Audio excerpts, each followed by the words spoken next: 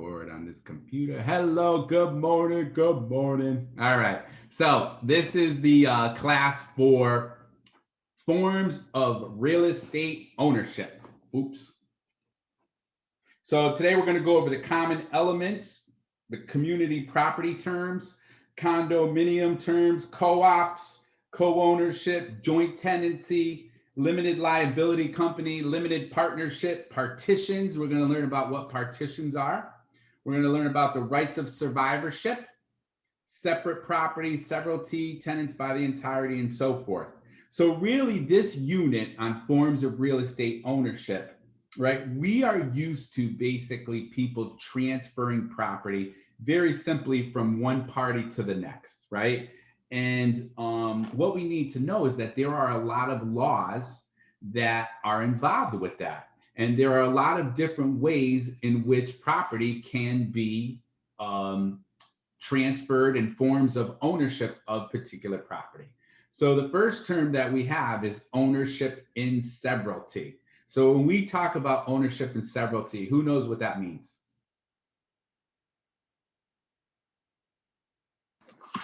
Sole ownership or actually as a corporation. That's right. So remember, a sole owner is someone that is severed. That's why they call it severalty, or cut off from other owners. Now remember, it doesn't have to necessarily be just a person. It could be an entity like a corporation, and that would be considered ownership in severalty. Ownership by one individual or corporation or other type of entity, okay? Now we also have forms of co-ownership. So when we talk about co-ownership, we're talking about ownership by more than one individual, right? And so there's actually 4 different types of co-ownership, right? There's tenancy in common, joint tenancy, tenancy by the entirety, and community property, okay? So when we talk about these things, the first one is tenants in common, okay? And so one of the things I like to show you is a couple of slides on this. So just give me a moment. All right, so here is the slide that I wanted to share with you. So the 4 forms of real estate ownership: tenancy in common, joint tenancy, tenancy by the entirety, and community property. So if we think about the first one, tenancy in common, right? And here's a piece of pie, and we have 2 different owners of this pie, right? We have A and we have B, right? So those A and B are tenants in common. Now, let's say the way that tenants in common works is that each owner is entitled to their own possession, right? Each one has a fractional ownership interest. So let's say with this one, it's 50-50, right? Now, the tenants are presumed usually to hold equal shares if it's not recorded anywhere else, right? But because the co-owners own their own separate shares, right, they can sell or convey or mortgage or transfer their interest without the consent of the other co-owner. So let's say, for instance, A and B get into an argument, and B's like, well, you know what? I never liked you anyways. And you know what I'm going to do is I know you don't like my cousin, Joey. So guess what I'm going to do? I'm going to sell my half of this company to my cousin, Joey. Right? Can A do anything? Can A stop B from doing that when it comes to tenancy in common? No, most likely not.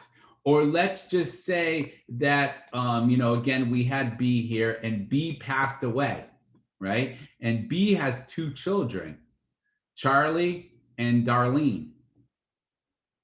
Well, maybe Charlie's 18 years old and Darlene is 19 years old, and they're 2 little snothead kids that think that they know everything, right? Does that sound like a mean thing to say? But did A want to go into business with C and D? What do you think? Was that A's original intent to go into business with B's kids? No. But you see, that's why you have to be careful in understanding, hey, what type of form of ownership are you getting into when you buy a particular property? And that is usually the default, right? Tenants in common is usually the default if things are not planned accordingly. So who has questions about this being tenants in common? Anyone? Well, let's talk about the difference. So the second form of ownership is joint tenancy. Hey, Rob, just real quick, in tenants in common, as a married couple, they have to get approval if they want to sell a portion of their tenants in common.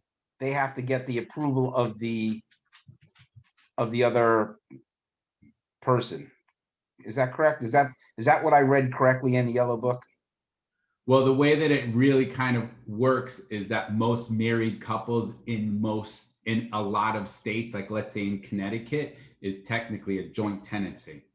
Okay. But no, I think, Rob, what you're referring to is if the couple owned Section A and one of them wanted to sell their portion or will it, they would need both of their approvals. Right. If as a couple, they were involved in the joint tenancy. Yes. Right. Well, I'm a little nervous with the way it's being said, because I think you're kind of doing a combination of tenancy in common and joint tenancy, and that's not how it works necessarily. Most couples, when they buy a property, are going to be in most states like Connecticut are going to be joint tenancy, which is what we're going to go over. That's where two or more people, whether they're married or unmarried, buy properties together. You see, so like, for instance, let's go back to this. Let's think about this and talk about it. If you are not married and you buy the property, you have Annie and you have Bob, right? You're not married. Bob can do whatever he wants. Annie can do whatever they want. Right? You follow me? Does anybody have any questions on that? Yeah. Now, let's say you are married. You're not going to be able to buy it like this, because the laws for the state, most of them, including Connecticut, is that you have to buy it as joint tenancy. That's the default unless it's planned otherwise. So are there any questions on that?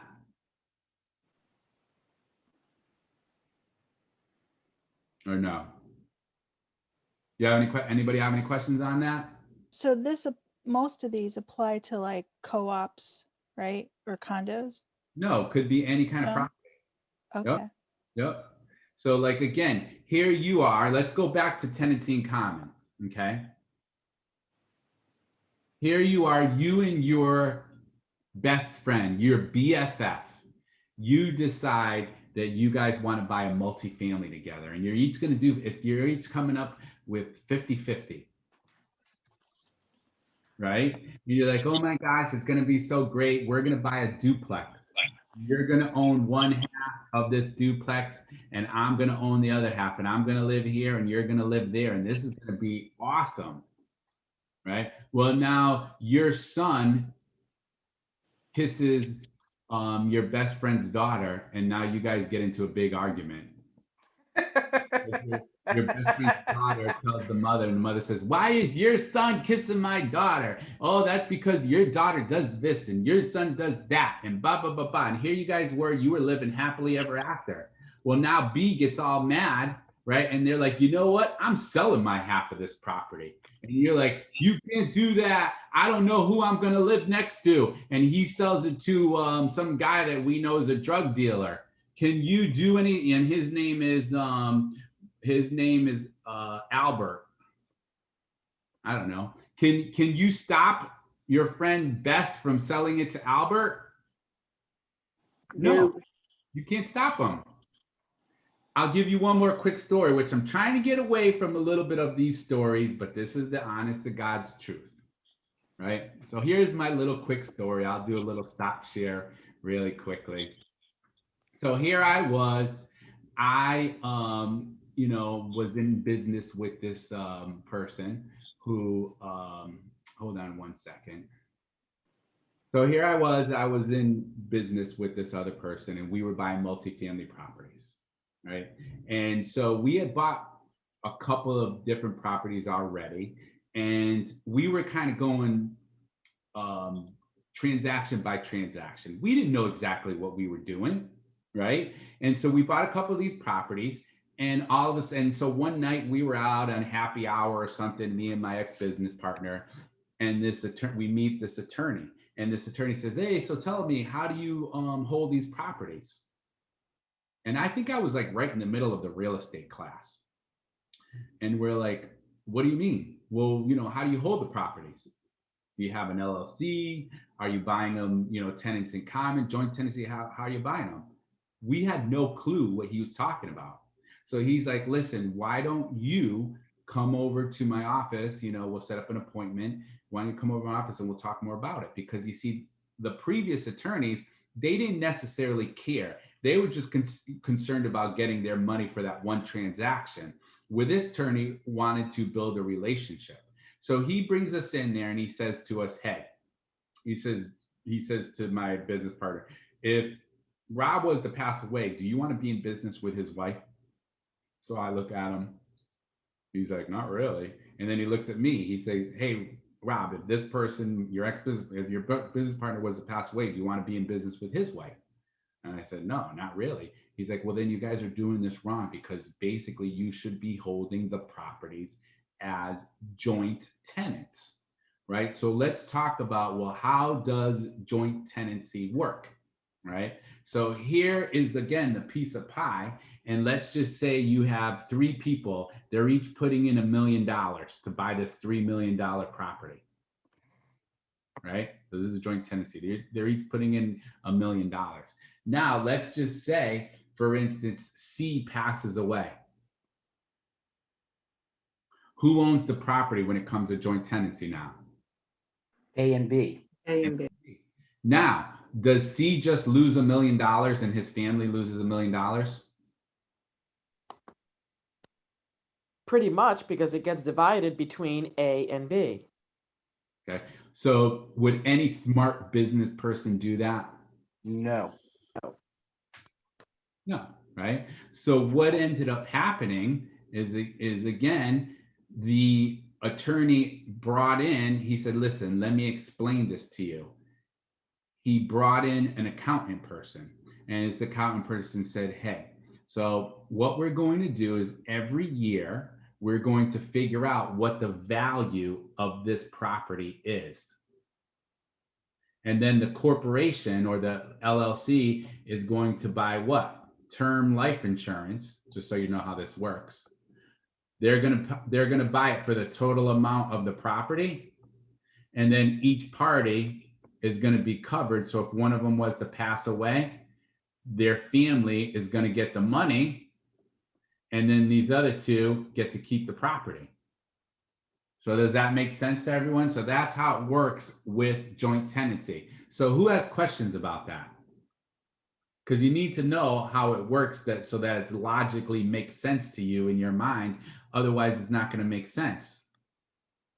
So A, B, and C. C passed away. Now only A and B owns it. And how do they own the property? Joint tenancy, right? But let's say B passes away. Now who owns the property? And B's family gets the life insurance money. A in severalty. That's right. So now A now owns it in severalty, no longer as joint tenants. They own it in severalty. Does that make sense? Now, when we talk about owning it in severalty, and we didn't really go over this, but we might as well. A owns it in severalty. A passes away and has two children, D and E. How does D and E own it? Well, they can own it by will. They can own it by court. It just depends on, is there a wife?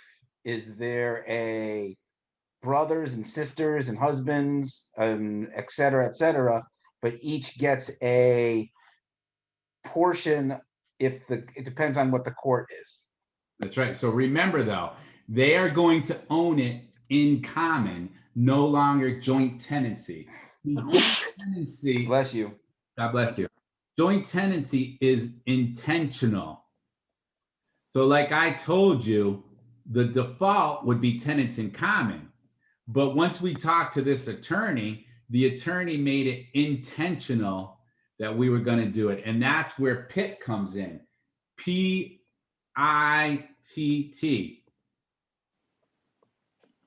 Possession, interest, tax, and title. Or possession, And time. Time. and title. So Time all and title. joint tenants have an undivided right to possession, right? All of them have the same interest. They all buy it when? At the same time. And they're all on the same document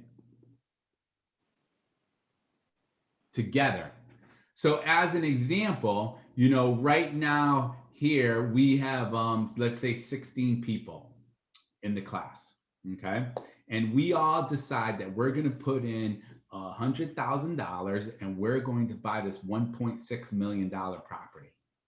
And so we're all pumped up about it. And we're like, oh, we got the closing today. And so we each, you know, put in our 100,000 and we buy it as joint tenants. Now, before we have a big celebration lunch, because we just had the closing, we decide, hey, let's go take a look at the property quick to make sure everything's, do a little tour of the property. And then we'll go have our luncheon to celebrate. Okay, so we go over there and we find out, oh my goodness, the whole heating system blew out. And it's gonna cost like almost $100,000 to redo it all. Okay, so now Clinisha, she says, we said, well, what are we gonna do? Oh my goodness, we're in a bind here. Nobody has any extra money to put towards it.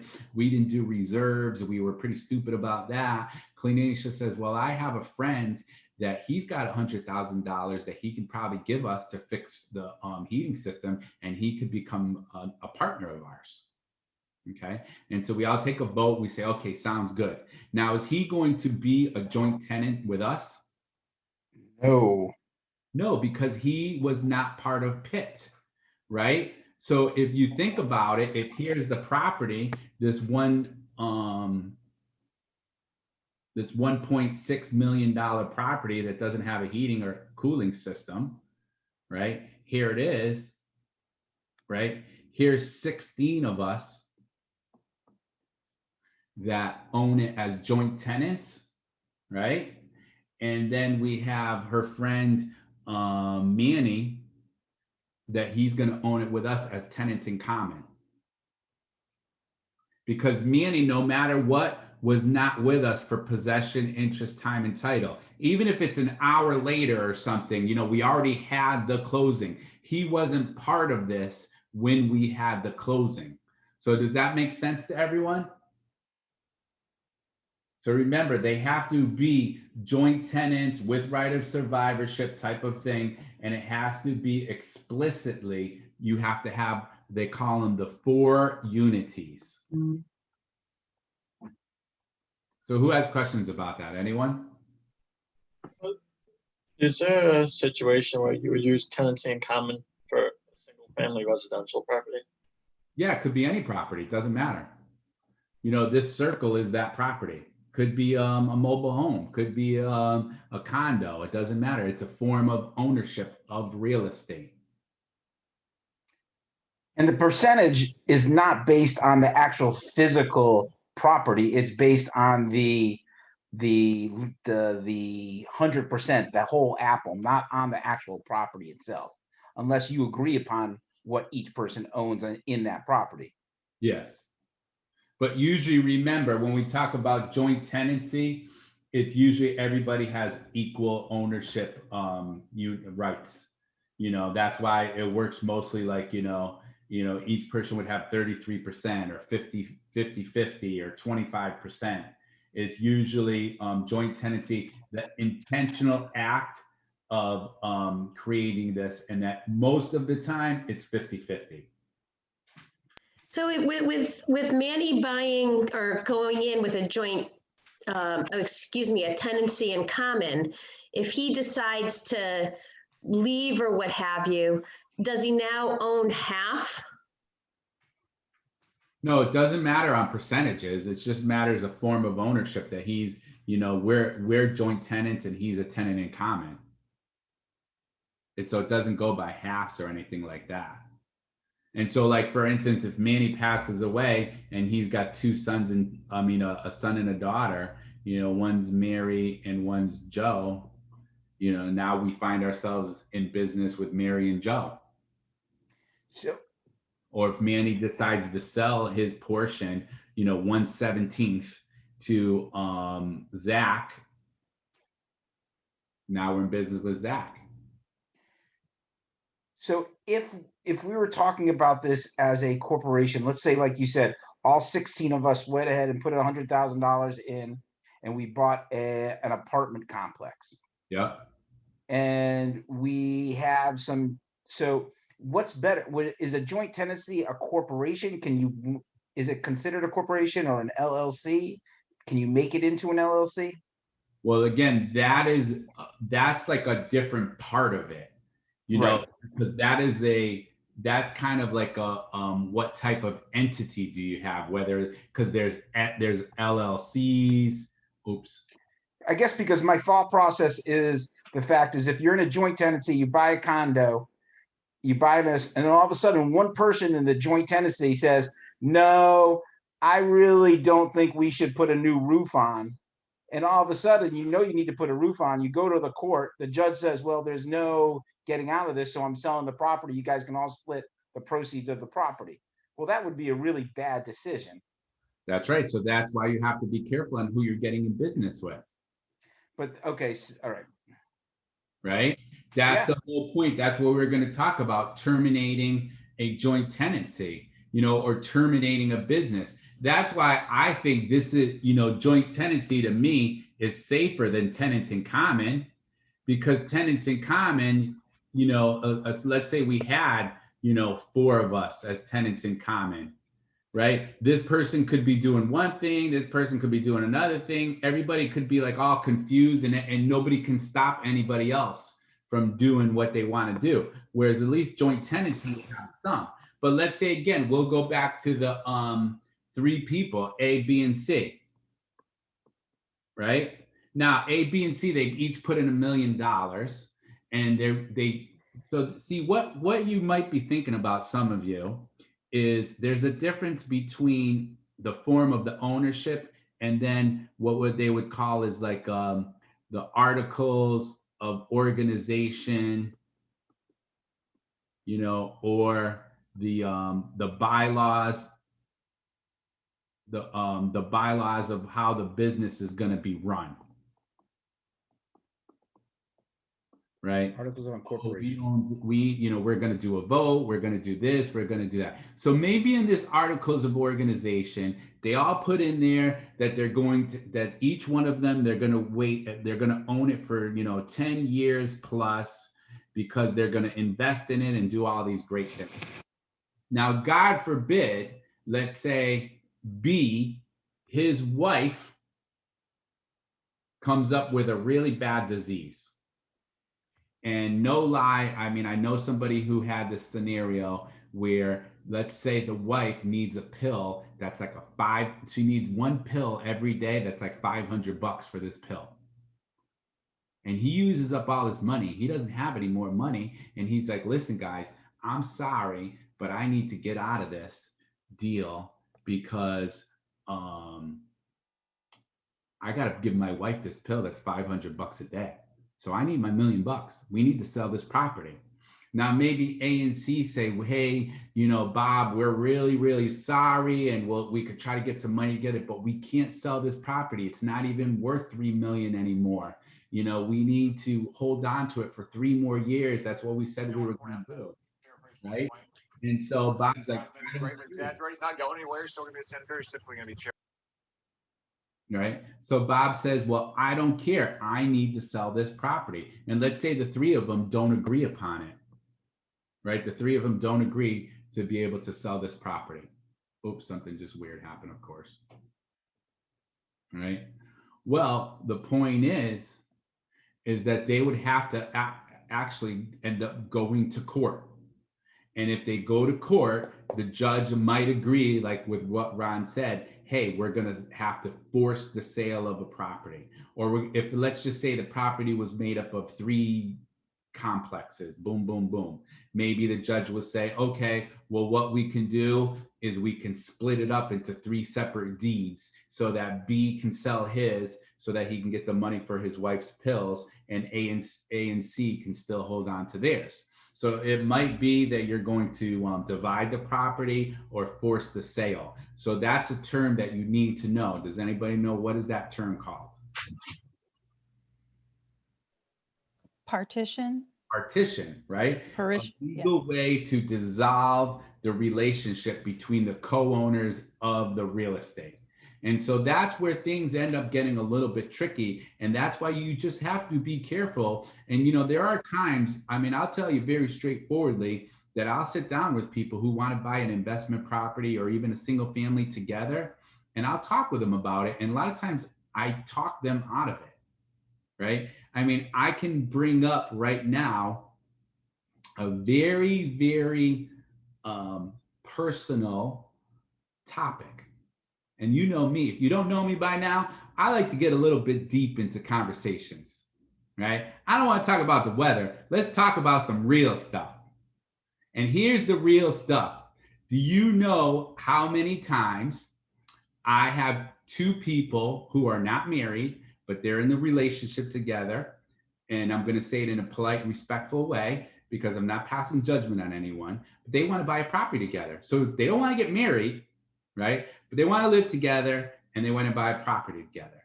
And I have a talk with them about, okay, well, what will happen if you break up? What will happen if you no longer want to live here, but you're both on the title, you're both on the deed? One person wants to sell, the other person doesn't. They don't even want to talk to each other anymore. They don't even want to see each other's faces. What will you do?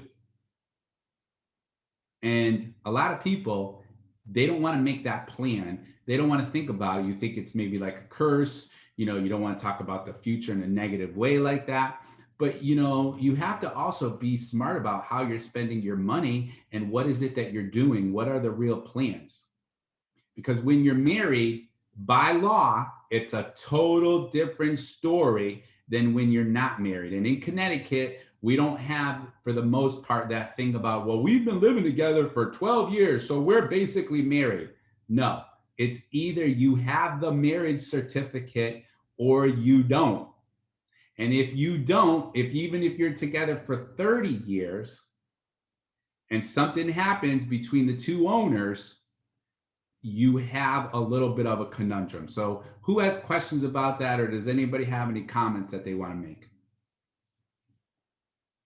Okay, so you do have to be careful and think about that type of thing, because to me, you know, tenants in common is a lot more dangerous than not. And that's usually the default. If you have an attorney that's maybe not really paying attention, is just going through closing to closing to closing, they'll be like, oh yeah, so you own the properties as tenants in common and this is how it works and blah, blah, blah, and they just keep moving forward. If you have an attorney that cares, now as real estate agents, do we handle this? No, but is it sometimes a good idea to discuss it? Hey, you know, 2 sisters, a boyfriend and girlfriend, or whatever it might be, 2 best friends. You might want to talk with an attorney and talk about how to take ownership of the property, because you might want to talk with them and see if maybe joint tenancy is a good idea for you, or tenants in common, or what's going to work best for you, because you need to think about the future. And God forbid, one party needs the money, one party wants to sell, the other party doesn't. So does that make sense? So we learned about tenants, we learned about ownership and severalty, tenants in common, joint tenancy. We talked about terminating that joint tenancy with partition, right? We talked about how you can have multiple types of ownership. Like for instance, you know, we mentioned Clarnisha and her brother was going to join us as we were joint tenants, and he would become or her best friend or so forth would become a tenant in common with us as joint tenants, right? And then we talked a little bit about ownership by married couples. So in Connecticut, if you go to look in your red book, right, we're going to talk about how married people are joint tenants with the right of survivorship here in Connecticut. But in other states, it's different, right? So there's two other forms of co-ownership for married people in other states, right? And these are available only to married couples. So we have tenancy by the entirety. So that's a special form of co-ownership, allows a spouse to inherit the other spouse's ownership interest upon death. So each spouse has an unequal, undivided interest in the property. That's why they say entirety, right? They're considered to be one indivisible unit. In common law, it views a married couple as one legal person. And then the spouses who are tenants by the entirety have the right of survivorship. And then the other one we have is community property rights. And when we talk about community property rights, we're talking about spouses are equal partners in the marriage, and any real or personal property acquired during the marriage is considered to be community property. So who has questions about those two things? So it gets a little bit tricky. You know, to me, there's a figure 4.4 in your yellow book that shows the forms of co-ownership, and you probably want to take some time to look at those things because it's probably going to help you in the long run. And it has a good summary about how the property is held and conveyed under each form. Okay. Now, so if you and your spouse were to, let's say one of the spouses had the house or what have you and a mortgage, and that spouse dies, before we had spoken about how a mortgager doesn't necessarily allow the other person to take over the property or the mortgage. How does that affect the tenancy by entirety? well, remember here in Connecticut, we would be saying that you're joint tenants with right of survivorship, okay, as a married couple, okay? And when you add in the variable of a mortgage, that kind of changes things around. You know, if you own the property outright, you know that one spouse passes away and the other spouse just owns it. But when you have a mortgage on there, that means that money is owed. And let's say that one person was on the mortgage, right? That mortgage company is going to want you, if you want to keep the property, they're going to, in most cases, they're going to want you to somehow, they want to make sure that you're qualified in order to continue to pay for the mortgage. And if you're not, you know, they're going to probably try to force a sale, or they're going to want to be paid off. You know, let's say, for instance, you know, God forbid one spouse passes away and the spouse that's living there now has no job, has no money, has like a 400 credit score.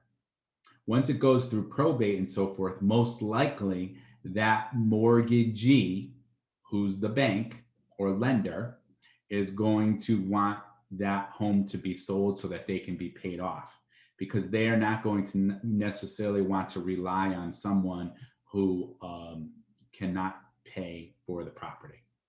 So things get a little bit crazy. That's a whole nother variable where probate and an attorney will get involved to make sure, you know, that everything is handled the right way. But the basic of it is, if you think about it, the basics is joint tenancy. The property is owned by this married couple. One spouse passes away. Now the other one just owns it outright. You don't have to do any extra paperwork. You know, you don't have to do any transfers and that sort of thing. Does that make sense?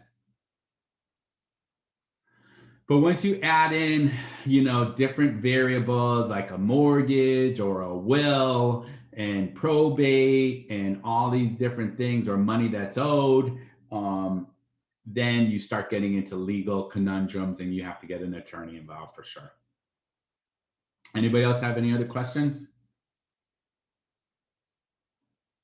All right, so who knows what is a trust?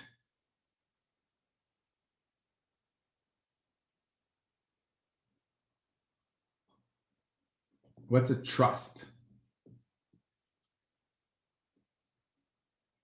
Okay, so a trust is a device, right? They like to use the word device by which one person transfers ownership of property to someone else to either hold or manage for the benefit of the third party.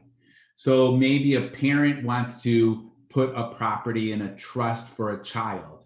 The grandparent put a property in a trust for the grandchild, and maybe the trustee would be one of the parents to make sure, oh, if little Johnny gets his master's degree by the time he's 25, his grandfather is going to give him this land.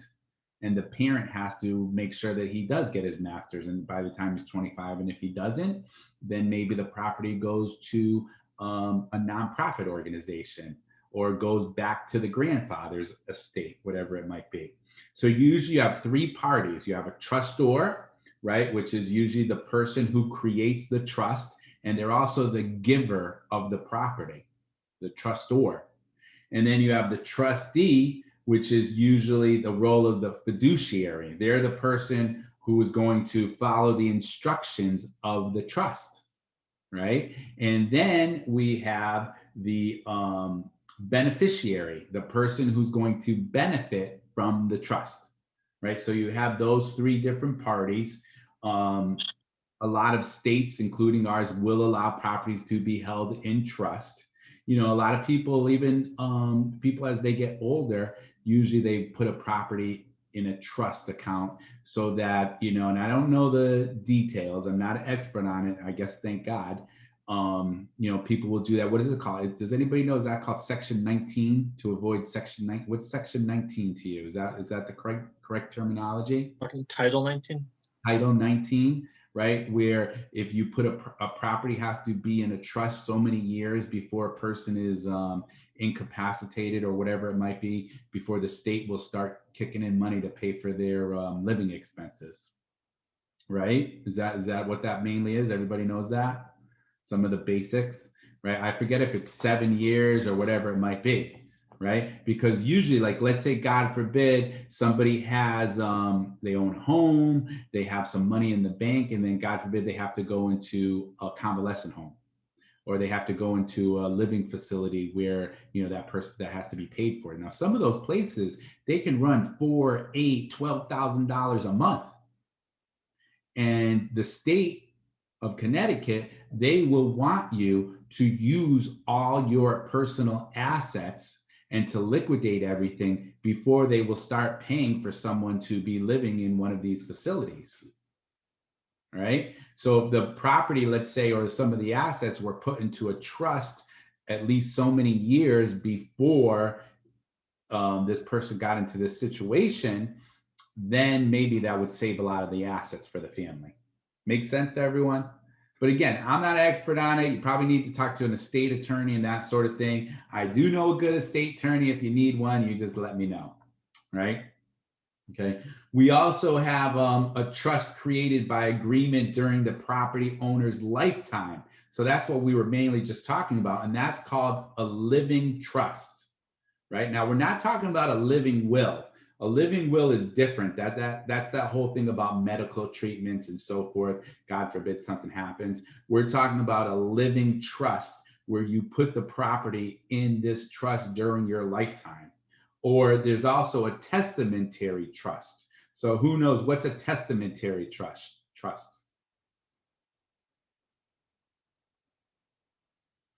That's a trust that's established by will after the owner's death.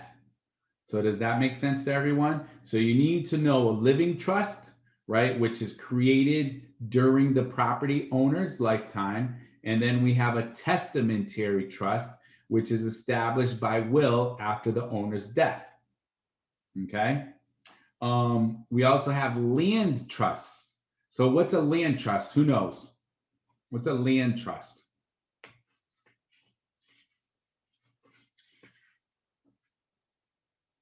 Go on, help me out. Why would anyone want to do a land trust?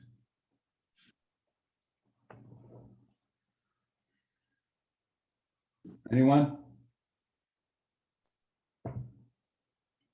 Don't do Oh, that. land trust. Oh, so that you can keep forests and farmlands, things of that nature as they are. It allows the beneficiary to control the management and not let the land go to something else.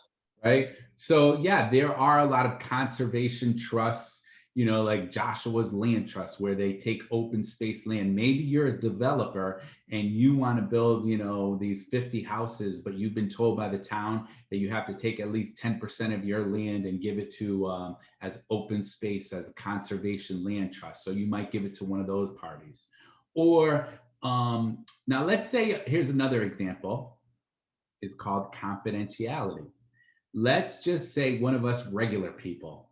Now, I know none of you are regular. You're all very special people. But let's say me, I'm just a regular person. So if I buy a property and you know I bought this property here in Niantic, right? Would you be able to go to the Niantic town records and look up Rob Rosa and see what properties I own? Yeah, because that's public Yes. record, right? But let's say you're one of these extraordinary people. Something is about, you did something incredible and you're like Ted Turner or Bill Gates or TJ, was it T Boone Pickens? Anybody know T Boone Pickens? TJ Boone Pickens? Anybody know that? Oil guy, T. Boone Pickens. T Boone Pickens, right? Made so much money on oil and natural gas and that sort of thing. And I'm not an expert on him, but I did read an article a while ago, a few years back, that those three gentlemen, Ted Turner, Bill Gates, T Boone Pickens, they own like basically hundreds of thousands, maybe millions of acres out in the Midwest. Right. And of course, they have their LLCs and their shell companies and all that good stuff. But do they want people going to look on the town records and see which land that they own? No.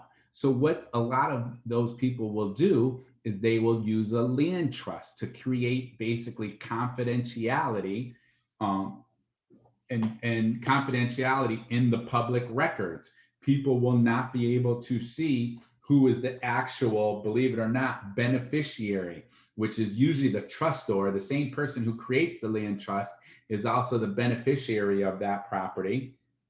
And it will have, it will be confidential as to who is that actual person that owns that property. Does that make sense? So who has questions about land trusts? All right. So now let's talk about, so we talked about forms of ownership, of the real estate ownership, right? Now we're going to talk about the different types of the organizations that can own real estate. So the first one is a partnership, two or more people who carry on a business for profit, right? Those are called co-owners, right? And usually there's going to be a general partnership and a limited partnership. So with general partnership, these are people that everybody's participating in the business. You know, maybe one person does the books, does the accounting, the other handles operations, maybe the other one handles the customer service, whatever it might be, but they share full liability for the business losses and obligations, right? That's a general partnership. Now, a limited partnership, right? Now, remember, when you have a limited partnership, you still have general partners who are handling the day-to-day activities. But then you kind of have these people, what are they called for these limited partners? Silent partners. Has anybody been involved in a silent partner situation? Is there really such a thing as a silent partner? You take somebody's money, right? You have something awesome, the best sandwich in the world, right? And somebody says, oh, you should start a business. And you know what? I'll give you $25,000 towards the business, and you need to make those sandwiches, and you can start an awesome restaurant, truck, this, that, the other thing. And now all of a sudden you're not making any money. You start this business. Is that person who gave you the 25,000 or the 50,000 or the 75,000, are they really going to be silent? They're going to go to the food truck or the restaurant. They're going to check out that sandwich, and they're going to be like, oh, it doesn't taste the same as it was before. Are you still putting on that special sauce? Tastes a little bit more tangier than it was before, right? Just remember, be careful about getting into these, what do they do it? Like go like that, quote unquote, silent partner situations, right? So here you are, you have this limited partnership where this person basically gave you money to maybe get the business started, or maybe help you expand the business, buy new equipment, something, whatever it might be, right? And they're not participating or shouldn't be participating in the day-to-day activities. Now, the thing about these silent partners is what's their liability? And that's what you need to know according to your yellow book to be prepared for the state exam. Remember, general partnership, you share the full liability of the business losses and obligations. So for limited partnership, what do they share? What are limited partners on hook for? Their investment? Right, that's exactly right. They're only held liable to the amount that they invested, right? So be careful about that, right? We also have this thing called the Uniform Partnership Act. What's that all about? The Uniform Partnership Act.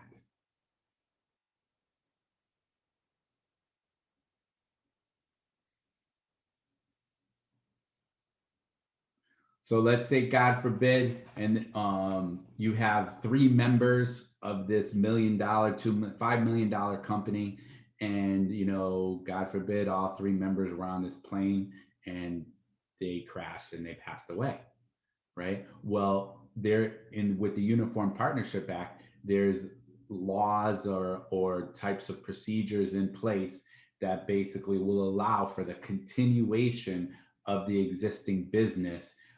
Even if the general partners die, or the property or the business goes bankrupt, or they're in the middle of dissolving the partnership, right? So that's what the Uniform Partnership Act is all about. And of course, because it's in italics in your yellow book, you're gonna want to know that. All right. Corporation, considered to be what? An artificial person, one entity. And how is a corporation managed and operated? By who? Board of Directors. The Board of Directors, right? And then they usually select officers who are responsible for the day-to-day operations of it.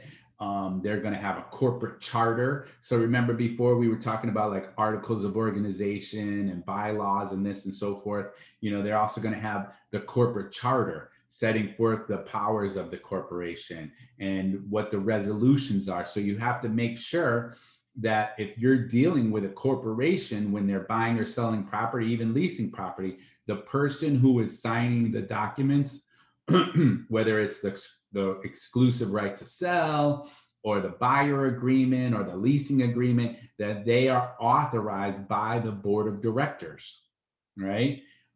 Because they only the person who has been authorized is allowed to do that. And you have to be careful. Like I remember years ago, somebody called me up. They said, oh, I want to lease out this space. And, it was a big, big warehouse and all this good stuff. So I went over there and I actually met with the CFO of the company. And so it was kind of interesting. I said to him, so he's like, oh, I want to do this and I want to do that and blah, blah, blah, blah. And I said, listen, I know, please don't take this the wrong way, because I know maybe some of the egos when you're dealing with a CFO type of person. I said, please don't take it the wrong way. I said, but I understand it's owned by a corporation. do we have any resolution or document that you can give me to show that you're authorized to sign, these binding documents?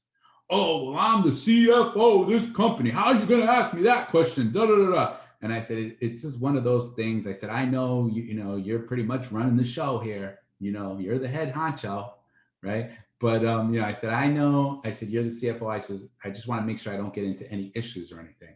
He got a little flustered. He's like, oh, I'm going to have to get back to you.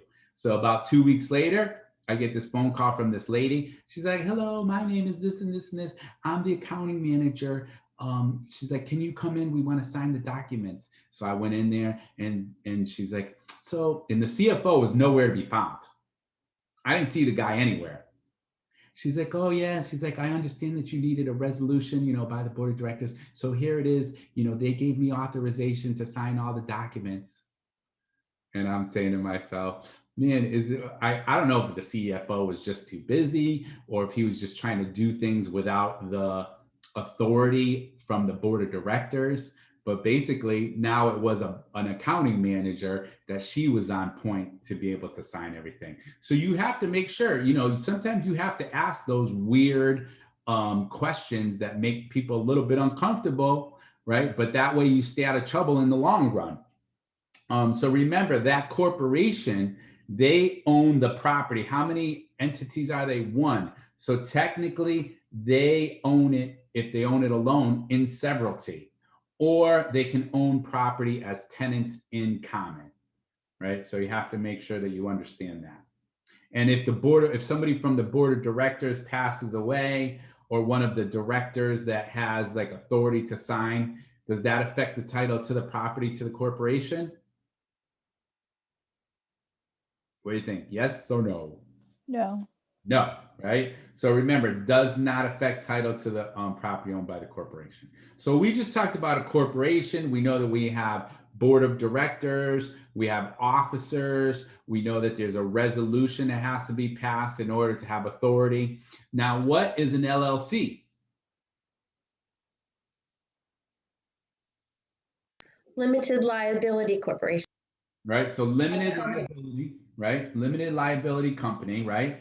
And they say that they have basically they have the enjoyment of the limited liability offered by a corporate form of ownership, right?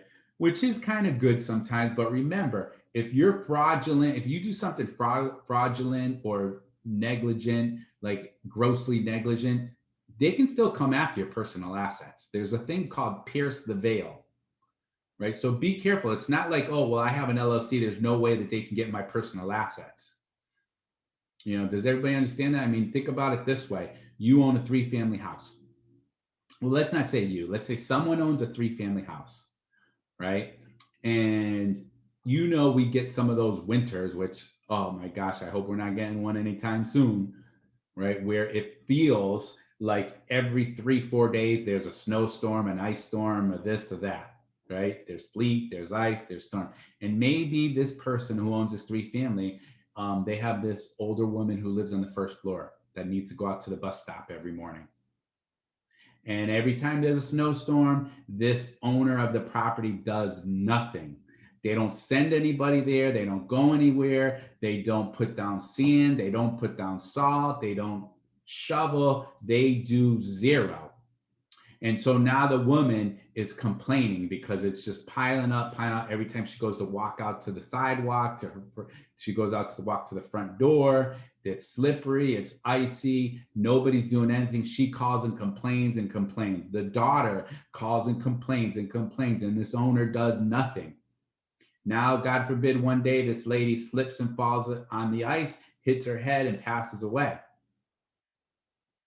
Is that owner going to be able to hide behind the whole thing that he's an LLC? Probably not, because when they go to court, they're going to say, well, we have records that they called and texted you 12 times. And we have records that you didn't do anything. No one even went there once with a shovel. No one went there once with any sand, with any salt. And if the judge feels as though you were grossly negligent, they could, what they do called pierce the veil and go after that owner's personal property. So you have to be careful. It's not 100% that you're all set. The other thing is that with an LLC, there's good tax advantages because the income flows directly through the members' tax returns. So, you don't have that whole thing about where corporations have double taxation and so forth. Usually you're able to have the separate schedule that's going to have the income and the expenses and the deductions that's going to help you out on your tax return if you're that member of the LLC. So who has any questions about that? Okay. Who knows the scenario of the double taxation of a corporation? So when I said that double taxation, did you know exactly what I meant? What's the double taxation of a corporation with our tax laws and so forth? Well, don't you get taxed, the business gets taxed, or the corporation gets taxed and they have to pay the tax on revenue. And then afterwards, the people who are the owners or what have you also get taxed on their personal income. Well, the first part is exactly right. The way you said it is, let's say here you are, we have this ABC company. They made this awesome phone. They made this phone for like $27. And how much are they selling me this phone for? $1,200. Isn't it incredible? Go to one of these stores. It's incredible how much they're charging us for these phones. And we are a bunch of screwballs all over the world spending like $1,200, $1,300, signing up. Oh, it's only another $35 a month. It's only another $40 a month. Costs a lot of money for these phones. And if you think about it, our parents and our grandparents, they didn't have this expense. I think it's crazy. And they're making a lot of profits. But God bless them. They are coming up with a pretty awesome products, right? Except for me, after 2 years, these phones start overheating on me almost every single time. But anyways, let's say it cost them $100 to make it. They charged me $1,200. They made give or take, they made $1,000 profit. I'm sure it's not that much, but it's a lot of profit. They have to pay taxes on that profit, the corporation, right? Now, here we are, we have all these people that are shareholders in the corporation. And when they buy the stock, they become shareholders. They buy the stock at $10 a share. They sell it for $20 a share a few years later, or maybe who knows how many days later. Well, that money, the difference that they made on profit of that stock by buying it and then selling it at a higher price, they have to pay taxes on that. So you see, that's double taxation for corporations. Make sense to everyone? All right, let's talk about other types of property ownership, right? In your book, it'll talk about condos, cooperatives, and timeshares. So we need to know the difference between those three and how those get handled. So when we talk about condominiums, right, we're talking about units of, a complex, right? And so if you own one of these condominiums, do you get a deed to this property? Do you have a deed? Can I go to the town hall and see, oh, Mary owns unit 303 in Windsor Locks? What do you think? Yes, no, maybe? I think you get a title, right? A fee Well, simple. Is there such a piece of paper? It's called the title? No. No. So you do have title to the property and you do have a deed. It is in the town hall. And do you have to pay property taxes on that condo to the town of Windsor Locks, let's say? Yeah. So you have a deed, you have to pay property taxes. What do you really own? Do you own everything? Okay, so what do you really own? Well, first of all, you own the interior of your unit. And then what about the common areas? Like, let's say the pool. Do you own any part of the pool? Yes. Yeah. So you own what they call an undivided fractional interest, right? So you all know my story about the pool. If you own one unit of this condo and there's 100 units, You own how much percent of that pool? 1%, right? Because you own 1 of 100. And can you tell people, listen, step away, I don't want you swimming in my 1%. Can you tell them that?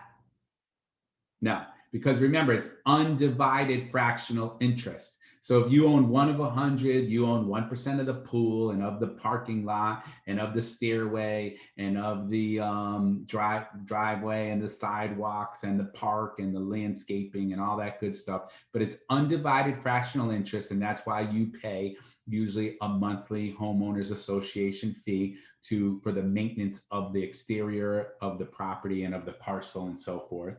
Right? And are you able to transfer it by deed and by will or living trust? Yes. And who will govern or manage the property usually? Right? Usually it's going to be like a property management company, board of directors elected by the homeowners and so forth. Okay. So who has questions about condominiums? Anyone? Now, how about a cooperative? If you own a cooperative, what do you really own?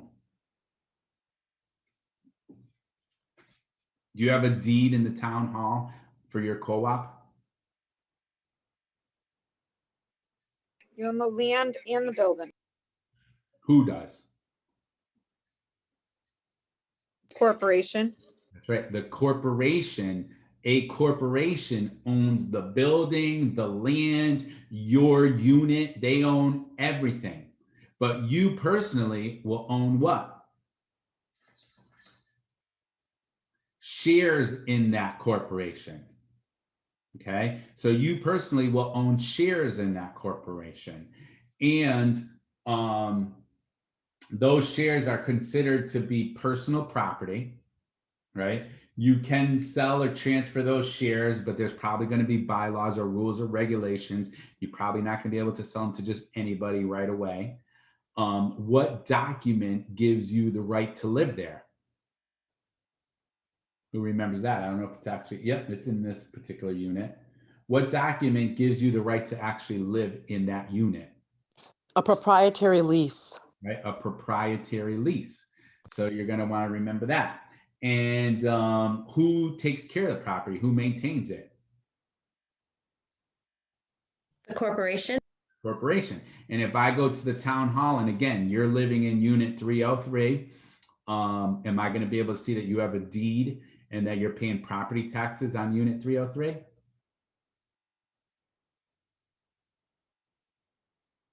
For a cooperative? No. So remember, that's the big difference. You're not going to necessarily see that because the corporation is the one that technically owns the property.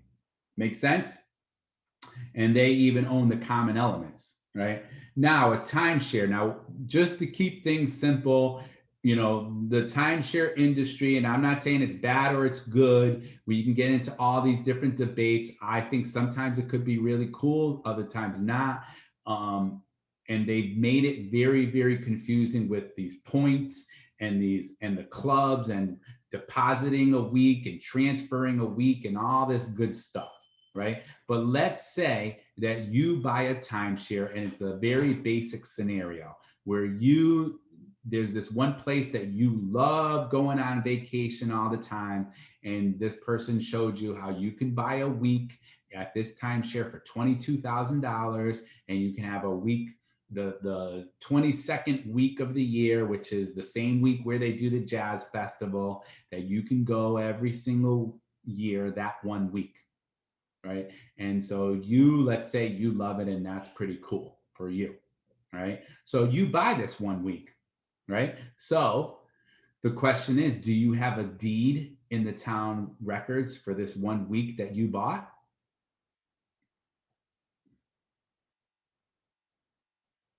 You do, right? There will be a deed, basic timeshare in the town records for this 1 week. Do you pay property taxes on that 1 week?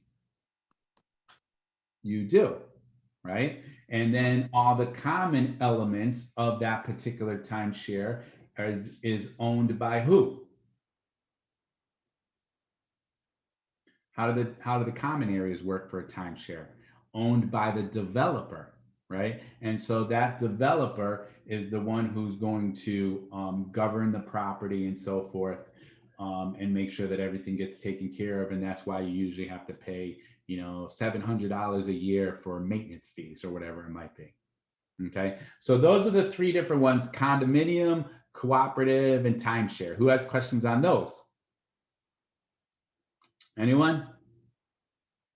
All right. So we talked about HOAs. We talked about the operation and management of each one. We talked about the different types of ownership that you have for each one. So let's just do like a little key point review, and then we'll get started on the quiz. So we talked about ownership and severalty, owned by one particular individual. We talked about co-ownership, where there's basically 4 forms: tenancy in common, where each one has a fractional interest and co-owners have a unity of possession. We talked about joint tenancy, we have to have the 4 unities: PIT, possession, interest, time, and title. We talked about the word partition, the legal term when one of the co-owners wants to force a sale of the property. We talked about tenancy by the entirety for married couples in some states. And we talked about community property. We discussed trusts, where there's a trustor, there's a trustee, and then there's a beneficiary, and that you could hold property in a trust, right? We said a land trust, where the beneficiary is also the trustor, but the public record will not identify who the beneficiary is. We talked about a partnership, where there's 2 or more people carrying on a business. The general partnership, where all the partners are operating or participating in the operation of the business and the management of the business. We talked about limited partners, where that limited partner is only responsible for their amount of their investment. We talked about a corporation, an LLC. We discussed a condominium, right? And there's things called a horizontal property act, right? Which basically talks about the way that the common elements work, where, remember, there's an undivided fractional share for each property owner, right? We talked about how the homeowners associations for these condos, they usually run the property, manage the property, and sometimes they'll have the right of first refusal. They're going to be the ones to do the maintenance of the property. We discussed a cooperative, where the title to the land and the building and the units is owned by who? A corporation, right?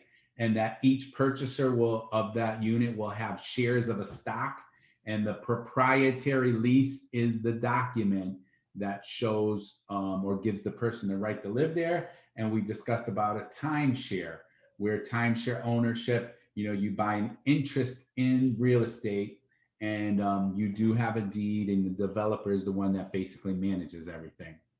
So with that in mind, that is basically Unit 4, forms of real estate ownership. Okay, so then just take out a pen and paper, and we're going to get started for the quiz. All right, so here we are on our forms of real estate ownership instructor questions. Number 1, which of these cannot take title as joint tenant with right of survivorship? What do you like? Hello? D. D, corporation, you got it. 2, when 2 or more individuals decide to buy property together, it results in a what? B. B, co-ownership, right? 2 or more individuals. Number 3, 3 brothers bought a farm together, and the deed listed only each of their names. What form of ownership are they presumed to have taken? Right? Listed only each of their names, so most likely it's going to be a tenancy in common. Make sense? All right, because they did not indicate as joint tenants with right of survivorship, which that's what it would be.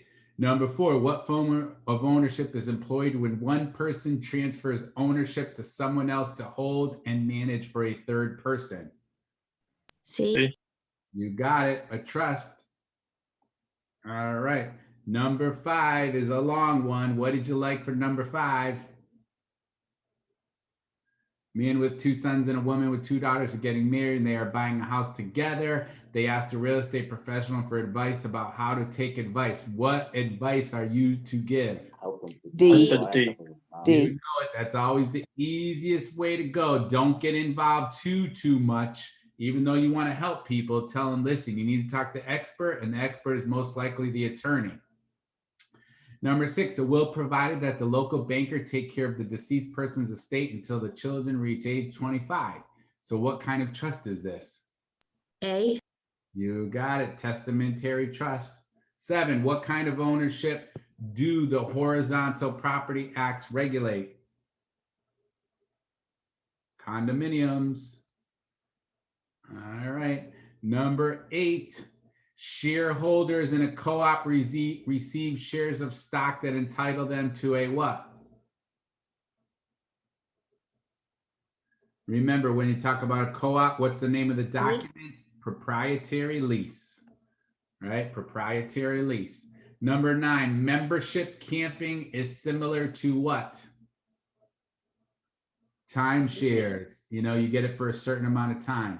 Number 10, in a large high-rise condo, each unit is owned by individual owners. The elevators, parking garage, and swimming pool are called.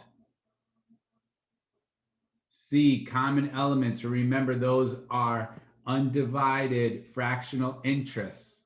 Number 11, 2 women own an apartment building together as joint tenants. They share equally in the expenses and profits. One day, one of the women decides to end the relationship. If she sells her interest to a man by signing and delivering a deed, which of these statements is true? D. B, the man and the remaining woman will be tenants in common. Remember, because they, they sold they sold their own interest. The pit is destroyed, possession, time, title, and interest. Number 12, in February, a seller conveyed an undivided 1/2 interest in a parcel of land to a woman. In March, the seller conveyed the remaining 1/2 interest to a man. The deed to the man included these statements. This man is to be a joint tenant with the woman. Both deeds were recorded. Based on these facts, which statement is true? Remember, there were 2 different deeds made at different times. So do you have PITT? No. So that's why they are tenants in common. Because you don't have PITT, it's not joint tenancy. It's tenants in common. Number 13, 3 people own a large parcel of undeveloped land in joint tenancy. One of them wants to build a shopping center while the other 2 want to use it as an organic farm. The individual tries to buy the other tenant's interest, but they refuse to sell. Which of these is the individual's best option? A. You got it. File a suit for partition. Right, that's the only way they're probably going to get through it if they're not able to come to some sort of an agreement for joint tenancy. Number 14, what do you like? Based on these facts alone, the man's ownership interest probably best described as a condo. Number 15, Mike, Rebecca, and Noah agree to purchase and operate a property as a permanent investment. Mike and Rebecca contribute 50 grand. Noah contributes 30 grand and agrees to run a day-to-day business. It's called a property group partners. Neither Mike nor Rebecca has any right to participate in the operation. So what is this? B. Limited partnership. You got it. Number 16, based on these facts in the previous question, if the property collapses resulting in injury and property damage worth $275, what is Mike's liability? B. You got it. The limited partners to the $50,000 amount of their original investment. All right. All of these are required for a joint tenancy except ownership. B. Right? Because remember the word except. Number 18, all of these are characteristics of a tenancy by the entirety except D. On a tenancy by the entire title may be conveyed only by a deed signed by both parties. Each spouse owes an undivided equal interest in the property. Okay. Number 19, a man creates a trust to pay for a broker's real estate education. The trust is operated by a woman who makes payments on behalf of the broker directly to the real estate school. Based on these facts, which of these statements best characterizes the relationships among these parties? So what do you like for number 19? It's a little bit tricky, but the answer is C. The man is the trustor, the broker is the beneficiary, and the woman is the trustee. Number 20, a company is a legal entity created by charter under the laws of the state. The company is managed and operated by a board and is permitted to buy and sell real estate. When one of its directors dies, the company continues to operate. Because of its structure, the company's income is subject to double taxation. So that is what? C.